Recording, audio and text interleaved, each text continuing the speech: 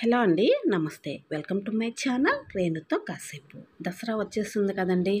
ఈ పాటికే అందరిళ్లలో హడావుడి మొదలైపోయి ఉంటుంది. ఇంతకు ముందైతే పండగంటే పండగ రోజు లేదా ఆ ముందు రోజే హడావుడి ఉండేది. ఇప్పుడు వారం ముందు నుంచే హడావుడి మొదలైపోతుంది. ఇక సోషల్ మీడియాలో అయితే 15 రోజుల ముందు నుంచి హడావుడి మొదలైపోతుంది. పండుగ వచ్చేస్తుంది, అలా చేయాలి ఇలా చేయాలని వీడియోస్ ఎక్కువైపోయాయి. ఇక ఆన్లైన్లో అయితే ఆ కిట్స్ వచ్చేసాయి, ఈ కిట్స్ వచ్చేసాయి అని వ్యాపారం మొదలైపోయింది. ఇప్పుడు నవరాత్రి కదా, నవరాత్రి పూజా కిట్స్ కూడా వచ్చేసాయంట. వాటిలో పనికొచ్చేవి పనికి రానివి ఏవేవో పెట్టి మొత్తం అమ్మేస్తున్నారు. పాపం అమాయకులు వీళ్ళు కొంటున్నారు, వాళ్ళు సొమ్ము చేసుకుంటున్నారు. అందులో ఎంతవరకు పనికొచ్చేవి ఉంటాయో పనికిరాని ఉంటాయో అని తెలియకుండానే కొనేస్తున్నారు.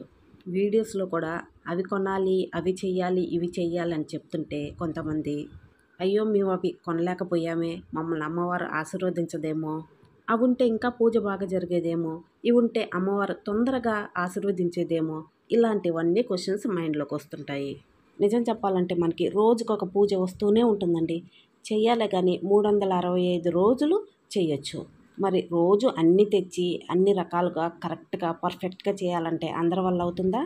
మీరే ఆలోచించుకోండి.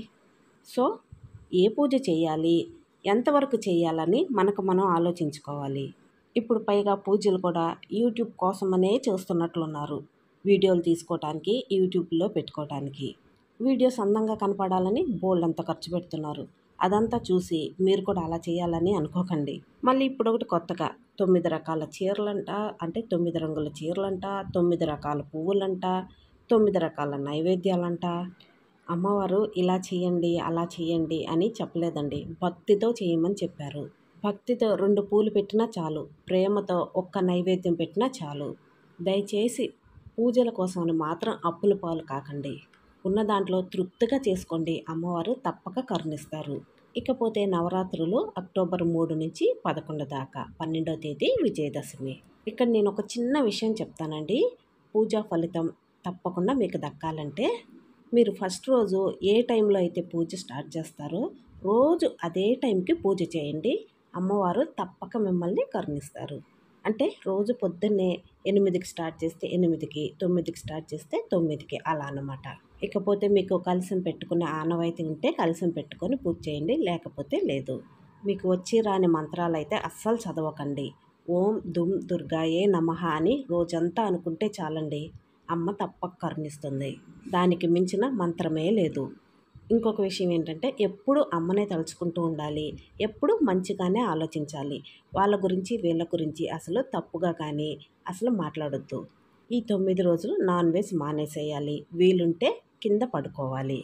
మీరు అఖండ దీపం మెయింటైన్ చేయగలిగితే పెట్టుకోండి, లేదంటే అఖండ దీపం కూడా లేకుండానే పూజ చేసుకోవచ్చు. హడావుడి లేకుండా పూజని సింపుల్గా చేసుకోండి, ప్రశాంతంగా చేసుకోండి. కోపంతో టెన్షన్ తోటి హడావుడి పడిపోతూ చేస్తే పూజా ఫలితం కూడా దక్కదు. అవి ఉంటే బాగుండేది, ఇవి ఉంటే బాగుండేది అని మనసులో అనుకోకుండా ఉన్న వాటితోనే పూజని చక్కగా చేసుకోండి. ఒకరితో పోలిక కానీ పొంతన కానీ అస్సలు వద్దు. అమ్మ ఎవరికైనా అమ్మేనండి, ఒకరిని ఎక్కువగా ఒకరిని తక్కువగా అస్సలు చూడదు. ఈ పూజలో భక్తే ప్రధానం.